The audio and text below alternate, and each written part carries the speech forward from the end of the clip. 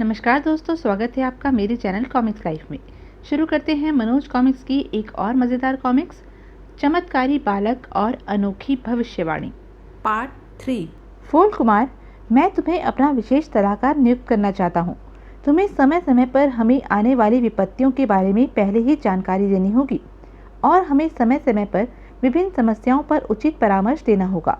बोलो, हमारा यह प्रस्ताव तुम्हें स्वीकार है या नहीं? महाराज, मुझे यह पद सौंपने से पहले एक बार अपने दरबारियों से तो पूछ लीजिए। क्या मुझ जैसे छोटे बालक को वे इस महत्वपूर्ण पद पर आसीन होते देख सकेंगे? अभी हम अपने दरबारियों से पूछते हैं। तब उत्तरसेन ने दरबारियों से पूछा, हम फूल कुमार को अपना विशेष सलाहकार नियुक्त कर रहे हैं। आप लोगों को इसमें कोई आपत्ति तो नहीं है? नहीं महाराज, हमें कोई आपत्ति नहीं है। हमें फूल कुमार की बुद्धिमानी और विलक्षणता पर पूर्ण भरोसा है। तो ठीक है, हम आज से फूल कुमार को अपना विशेष सलाहकार नियुक्त करते हैं।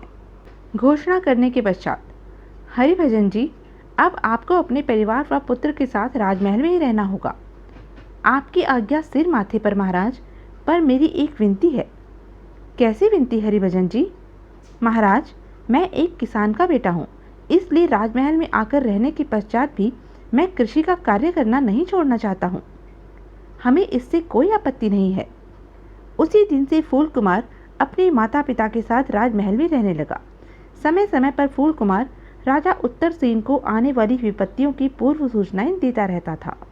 एक दिन उत्तरसेन ने फूल कुमार से कहा, फूल कुमार, तुम तो आने वाली सभी घटनाओं और दुर्घटनाओं के बारे में पूर्व जानकारी रखते हो। तब हमें यह बताओ, हमारी पुत्री राजकुमारी उत्तरा का विवाह किसके साथ होगा? महाराज, मैं जानता हूँ कि आपकी पुत्री का विवाह किसके साथ होगा, पर अभी उसके बारे में आपको बताने का समय नहीं आया है। क्यों फूल कुमार? महाराज, जैसे ही मैं आपको राजकुमारी जी के होने वाले भावी वर के बारे में बताऊंगा, क्रोध से आपका पारा 7वें आसमान पर पहुंच जाएगा, जिससे तत्काल ही आपकी मृत्यु हो जाएगी। इसलिए अभी इस बारे में न जानना ही आपके हित में है महाराज। जैसी तुम्हारी मर्जी फूल कुमार। इस प्रकार धीरे धीरे पूरे 10 वर्ष बीत गए। राजा उत्तरसेन समय समय पर फूल कुमार से उचित परामर्श लेते रहते थे, जिसके फलस्वरूप उनका राज्य दिन दूनी रात चौगुनी उन्नति कर रहा था। फूल कुमार, तुमने तो हमारे राज्य को स्वर्ग के समान बना दिया है। तुम्हारी उचित सलाहों ने हमारा और हमारे राज्य का बहुत भला किया है। महाराज, यह तो मेरा कर्तव्य था। एक रात को जब उत्तरसेन अपने शयन कक्ष में शैया पर लेटा हुआ था, मैं जाऊंगी राजन, मैं जाऊंगी राजन। उत्तरसेन चौंक कर उठ बैठा। कौन है ये? कौन हमें पुकार रहा है? उसे कहीं भी कोई दिखाई नहीं दिया। वह सोच में पड़ गया। यह हमारा वहम था या सच्चाई थी? सारी रात इसी उधेड़ बुन में उसे नींद नहीं आई। सुबह होने पर मुझे इस बारे में फूल कुमार से परामर्श करना चाहिए। उत्तरसेन ने उसी समय फूल कुमार को बुलवाया। महाराज, सवेरे सवेरे आपने मुझे कैसे याद किया? फूल कुमार, कल रात जब मैं शैया पर सोने के लिए लेटा तो कहीं से आवाज़ आई, मैं जाऊंगी राजन। क्या तुम बता सकते हो कि वह किसकी आवाज़ थी? फूल कुमार ने तत्काल ही उत्तर दिया, महाराज, कल रात जिसने आपसे कहा था कि मैं जाऊंगी, वह आपके राज्य की सुख समृद्धि थी। तो क्या हमारे राज्य की सुख समृद्धि यहाँ से जाना चाहती है? हाँ महाराज। लेकिन क्यों? महाराज, जिस राज्य की नारियां दुखी रहती हैं, उन पर जुल्म ढाया जाता हो, वहाँ भला सुख समृद्धि कैसे रह सकती है? यह तुम क्या कह रहे हो फूल कुमार? हमारे राज्य में नारियों पर जुल्म ढाया जाता है? हाँ महाराज, प्रमाण के रूप में इस समय भी आपके राज्य में 2 नारियों पर जुल्म ढाया जा रहा है। क्या? महाराज, मैं सच कह रहा हूँ। आपके राज्य में रहने वाला दीना लुहार अपनी 15 वर्षीय पुत्री का विवाह 60 वर्षीय बूढ़े के साथ करने जा रहा है। नारी पर यह जुल्म नहीं तो और क्या है? इसके अलावा हरिया नाम का शराबी रोज रात को शराब पीकर अपनी सती साध्वी पत्नी राधा पर तरह तरह के लांछन लगाता है, उसे प्रताड़ित करता है। बेचारी राधा बेजुबान पशु की तरह अपने पति के सब जुल्म सहती है। यह नारी पर जुल्म नहीं तो और क्या है? ओह, यदि ऐसा है तो हम अभी इस विषय में कोई ठोस कदम उठाते हैं। उत्तरसेन ने उसी दिन हरिया व दीना लुहार को अपने दरबार में बुलवाया। दीना लुहार, क्या यह सच है कि तुम अपनी 15 वर्षीय पुत्री का विवाह एक 60 वर्षीय बूढ़े के साथ करने जा रहे हो। महाराज, तुम इस तरह घिघिया क्यों रहे हो? जो हमने पूछा है उसका जवाब दो। आपने ठीक ही सुना है महाराज। दीना लुहार, तुम्हारी यह हिम्मत कैसे हुई कि तुम एक कम उम्र लड़की को बूढ़े के साथ ब्याहो? महाराज, मेरी बेटी एक गरीब की बेटी है। उसके विवाह के लिए मैं दहेज कहाँ से लाऊं? अतः एक बूढ़े के साथ उसका विवाह तय कर दिया है। दीना लुहार, हमारे राज्य में यह अन्याय कदापि नहीं होगा। तुम्हें अपनी पुत्री का विवाह किसी भी हालत में बूढ़े के साथ नहीं करना है। तुम कोई सुयोग्य लड़का अपनी पुत्री के लिए ढूंढो। उसके विवाह में जो खर्चा होगा उसे हम स्वयं देंगे। जो आज्ञा महाराज, मैं ऐसा ही करूँगा। अब उत्तरसेन ने हरिया से पूछताछ की। हरिया, क्या यह सच है कि तुम शराब पीकर रोज अपनी सीधी सादी पत्नी को पीटते हो? महाराज, आपने ठीक सुना है। हरिया, हम तुम्हें चेतावनी देते हैं, यदि आज के बाद तुमने अपनी पत्नी पर हाथ उठाया और शराब पी तो हम तुम्हारे दोनों हाथ कटवा देंगे। जी महाराज। हरिया, तुम बड़े किस्मत वाले हो जो तुम्हें राधा जैसी सीधी सादी पत्नी मिली। उसकी इज्जत करना सीखो। उसे प्रताड़ित करने के स्थान पर उसका मान सम्मान करना सीखो। इस घटना के 10 दिन पश्चात ही एक युवक के साथ राजा उत्तरसेन ने दीना लुहार की बेटी का विवाह कर दिया। दीना लुहार की बेटी का कन्यादान हम करेंगे। भगवान ऐसा राजा हर देश का हो। अगले ही दिन उत्तरसेन हरिया के घर पहुंचा। हरिया, तुम अब तो शराब नहीं पीते हो? नहीं महाराज। अपनी पत्नी को भी नहीं पीटते हो? नहीं महाराज।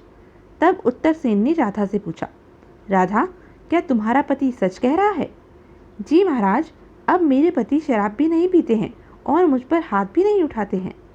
अगले दिन उसने दरबार में घोषणा की, हमारे राज्य में जो भी नारी पर अत्याचार करेगा उसे हम भयंकर दंड देंगे। नारी हमारी सबसे मासूम प्रजा है। उसने हमें जन्म दिया है, इसलिए हमारे राज्य में सभी को उसकी इज्जत करनी होगी। उसी रात जब उत्तरसेन शयन कक्ष में शैया पर लेटा हुआ था, उत्तरसेन, मैं तुम्हारे राज्य की सुख समृद्धि हूँ। अब मैं तुमसे बहुत खुश हूँ, इसलिए अब मैं तुम्हारे राज्य को छोड़कर कहीं नहीं जाऊंगी। धन्यवाद सुख समृद्धि। उत्तरसेन, अब मैं तुमसे जो कहने जा रही हूँ उसे ध्यान से सुनो। तुम अपनी पुत्री राजकुमारी उत्तरा का विवाह अपने विशेष सलाहकार फूल कुमार के साथ कर दो। यह तुम क्या कह रही हो सुख समृद्धि? फूल कुमार बेशक हमारा विशेष सलाहकार है, पर वह है तो एक साधारण किसान का बेटा ही।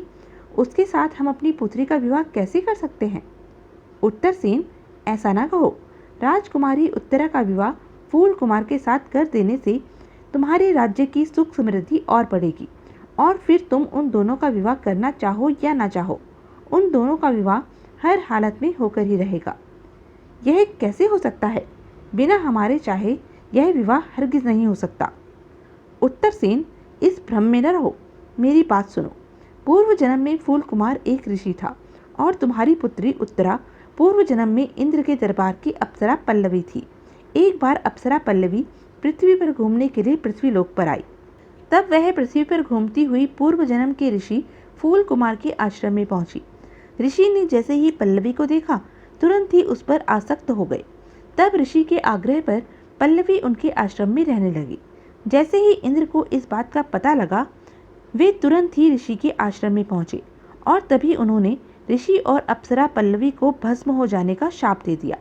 तब ऋषि और पल्लवी ने बार बार उनके चरणों में गिरकर क्षमा मांगी और उनके बार बार गिड़गिड़ाने पर इंद्र ने उन दोनों से कहा कि इस जन्म में तो तुम दोनों को भस्म होना ही पड़ेगा। हाँ, अगले जन्म में ऋषि फूल कुमार के रूप में जन्म लेगा और अप्सरा पल्लवी राजकुमारी उत्तरा के रूप में जन्म लेगी। तब तुम दोनों का विधिवत विवाह संस्कार होगा और तुम्हारे उस विवाह को कोई भी नहीं रोक पाएगा। इसलिए राजन, अपनी सत्ता के मद में न रहो और अपनी पुत्री का विवाह फूल कुमार के साथ कर दो।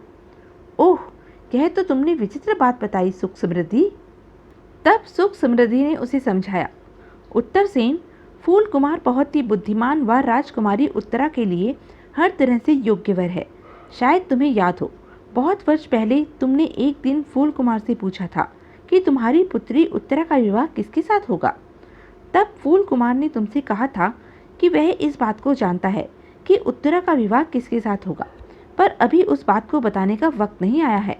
उत्तरसेन, आज वह वक्त आ पहुंचा है, अतः उस वक्त का स्वागत हंसकर करो। ठीक है सुख समृद्धि, मैं तुम्हारी बात नहीं डालूंगा। उत्तरसेन उसी समय हरिभजन के पास पहुंचा। हरिभजन जी, मैं अपनी पुत्री राजकुमारी उत्तरा का विवाह आपके बेटे फूल कुमार के साथ करना चाहता हूँ। यह तो मेरे लिए सौभाग्य की बात होगी महाराज। तब शुभ मुहूर्त में फूल कुमार और राजकुमारी उत्तरा का विवाह संपन्न हो गया। क्योंकि राजा उत्तरसेन के कोई पुत्र नहीं था, इसलिए वह अपना राज्य फूल कुमार को सौंपकर हिमालय पर्वत पर तपस्या करने चला गया। तो यह थी मनोज कॉमिक्स की एक मज़ेदार कॉमिक्स। ऐसे ही मज़ेदार कॉमिक्स के लिए बने रहे मेरे साथ, और हाँ, मेरे चैनल को लाइक, शेयर और सब्सक्राइब करना ना भूलें। धन्यवाद।